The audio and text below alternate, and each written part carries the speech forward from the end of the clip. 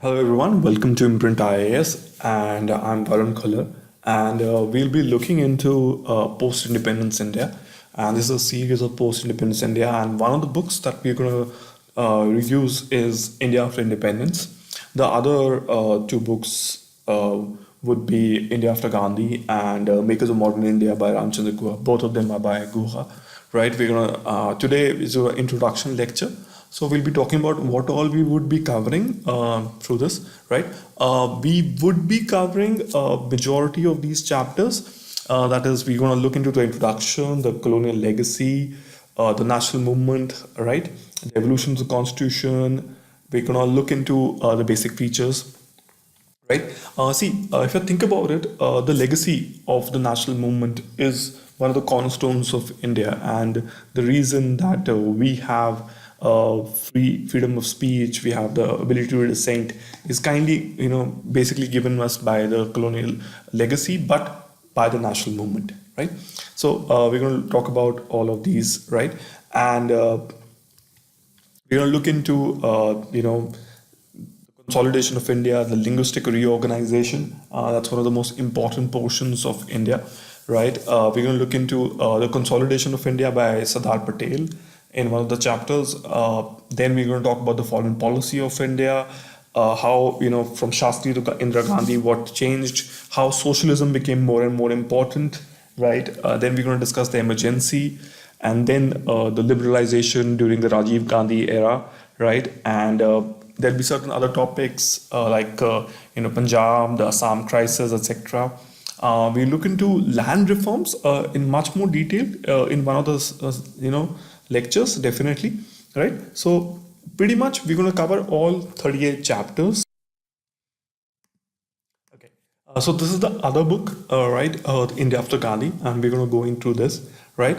As well, we're going to pick up selective, topics from this. The first, the biggest quote, the best quote that we have is this one. That is, India is a pluralistic society that creates magic with democracy, the rule of law and individual freedom, the community relations and cultural diversity, right? And Robert Blackwell says that what a great place to be intellectual, right? That he wouldn't mind 10 times to rediscover India.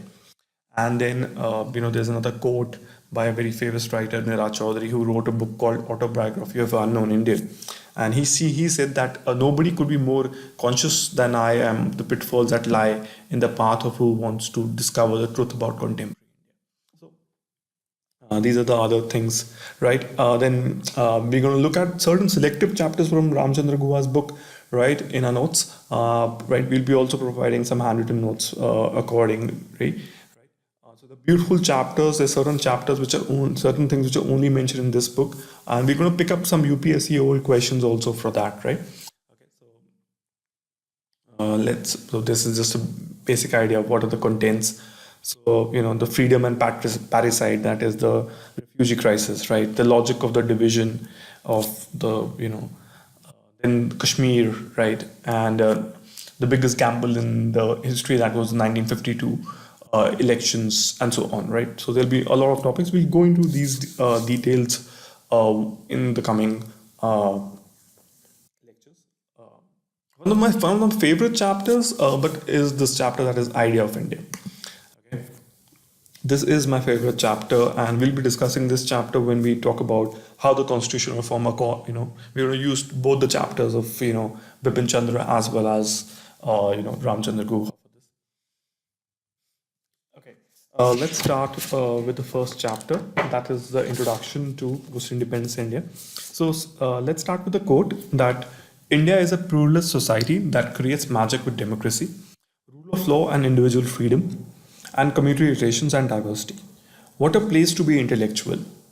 I wouldn't mind being born here 10 times to rediscover India.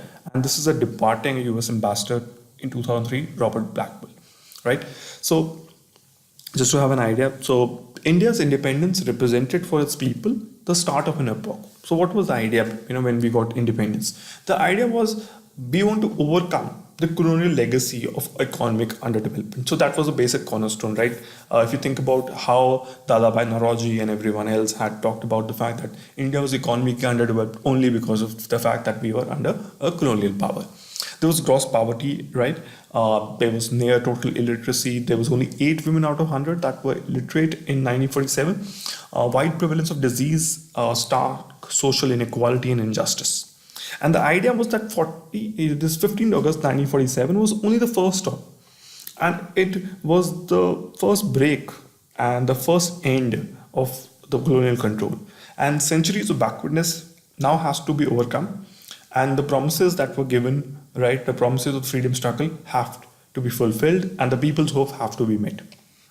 And we have this famous speech by Nehru, Tryst with Destiny, in which he talks about this, right, and the buoyant mood of Nehru, right, and that remained till maybe till the 1970s. Indians were full of optimism till 1973, I would say, right. So the idea was that we had a very clear idea in our national movement that we had secularism, we want democracy, and the idea was that we want rapid economic development and radical social change. So that it was already there, that there was broad consensus on the fact that we want radical social change and economic development, right? At the same time, what were the basic goals now, right? So with the basic goals of the post-independence India, so the idea was that we want to conserve and consolidate and preserve India's unity and to push forward the making of the Indian nation. The idea was, at the end of the day, the state is an instrument of development as well as social transformation.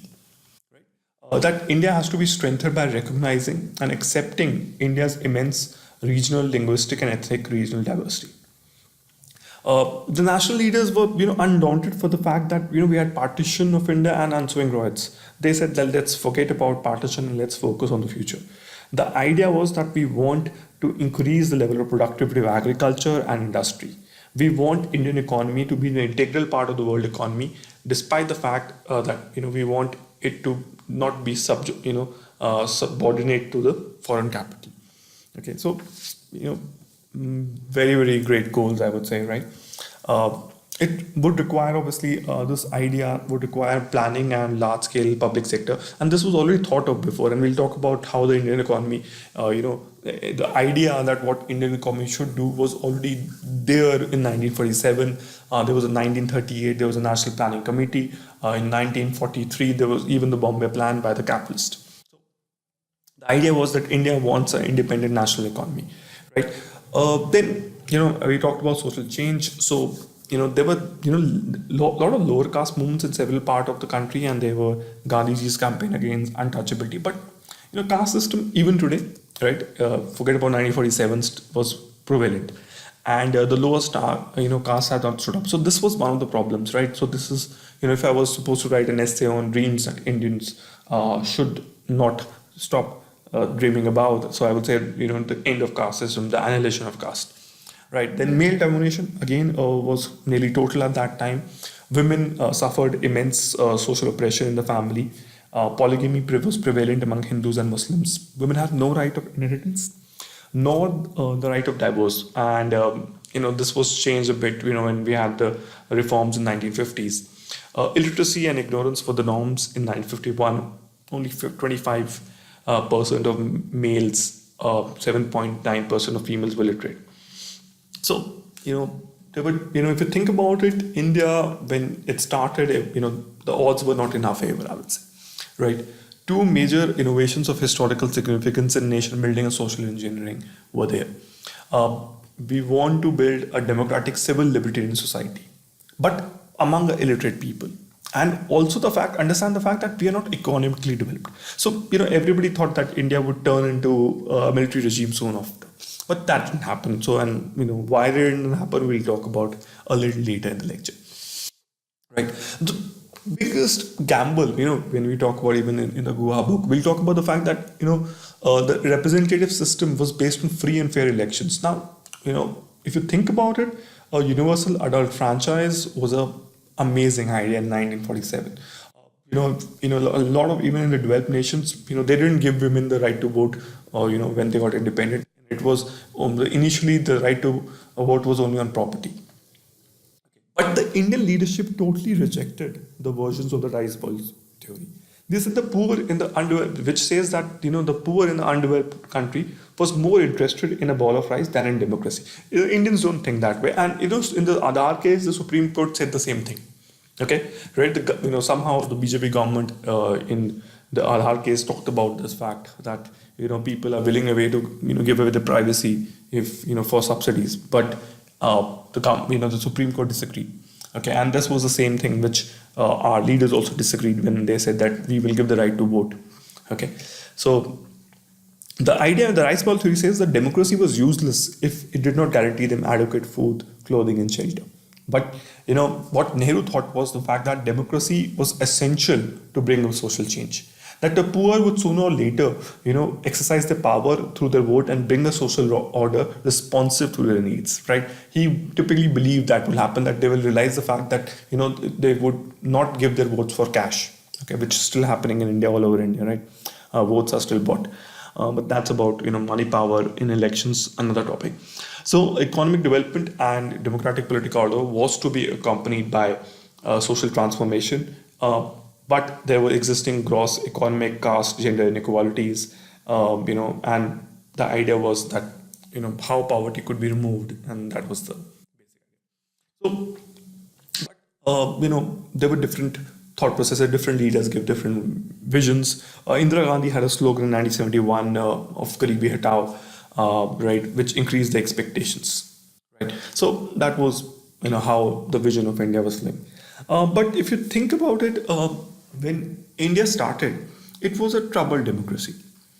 Okay, even today, many Indians and foreigners have expressed doubt about India's ability to develop or continue to advance. There are books like, in spite of everything, right? With that, despite everything, India still succeeds. All right. So the idea behind that was that, they have argued that India's numerous regional, cultural, linguistic, tribal identities, besides poverty, social misery, inequity, then there's disparity of wealth, which is increasing even more right now. There's rigid social hierarchy, which is again still prevalent despite the fact there is a lot of horizontalization now. Massive unemployment, multiple socio-economic problems, and they're all bound to undermine, the national unity of India. Okay. There are many quotes, right? So in 1960s, American scholar journal Helix S. Harrison, right? He said that the odds are almost wholly against the survival of freedom. And the issue is, in fact, whether any Indian state can survive at all. Okay. So everybody thought that would not happen. Maybe they didn't study our, democratic ethos and national movement that well, and they underestimated the fact that how good our leaders are. Neville Maxwell, who was a time, correspondent, he wrote a series of articles, right? India's disintegrating democracy. That the great experiment developing India within a democracy, democratic framework has failed, and that's what he said in 1967, right? And many of the Cassandras felt justified when emergency was imposed, and they argued that it is a signpost for India's future, political future, right? And some went further and said that the democratic system in India was finally and permanently in eclipse, and it would never be the same. So the idea became that everybody was basically criticizing India, and W.H. Morris, but he says that it's not like that. It is customary to adopt such skeptical views on Indian development. But if you think about it, there's no other country like India. Okay, and the most interesting of this is by Vernier, and he talks about the fact that the political leadership of India is amazing, right? And that is the major cause that India, despite all its odds, is still a great country. So let's talk about that now, the political leadership. So an asset for India's early efforts at progress, and this is what Bipan Chandra says, starting in 1947, was the caliber of the leader.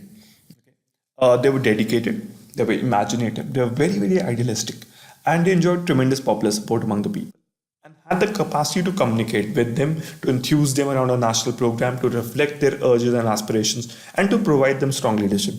Okay, despite the fact that we say that all of this was there, the idea was that there was a democratic ethos. People, despite the fact I might not like you, I would still give you the right to dissent. I would still give you the ability to talk to me, right? And I would not just send you to jail if you didn't agree to me. And that was the main thing, that Indian leaders were different from the rest of the world.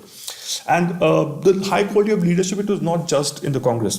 The Swatantra Party, which was headed by C. Rajagopalacharya, then there was a dissident congressman in J.B. Kriplani, then Shama Prakash Mukherjee was there, the communist, the Hindu communist, the non-Congress Dalit by B.R. Ambedkar, the socialist by Acharya Narayan Dev and Jayaprakash Narayan, then P.C. Joshi, Ajoy Ghosh, and E.M.S. Nambo Diripiriyat by, they basically represent the communists.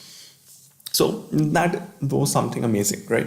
But in comparison, if you look at today, right, we have this question of, if not Modi, who, right? And this was a problem that has remained since Indira Gandhi.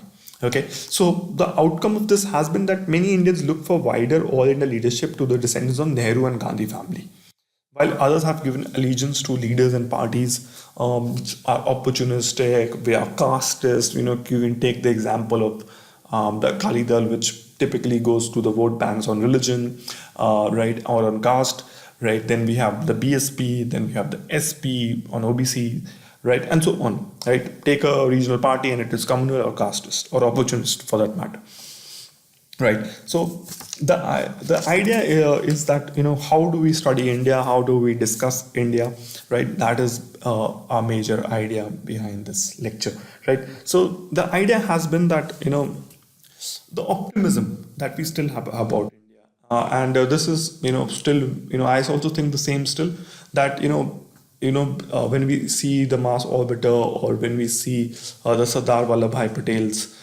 statue, we still feel that, our heart is filled with joy and pride.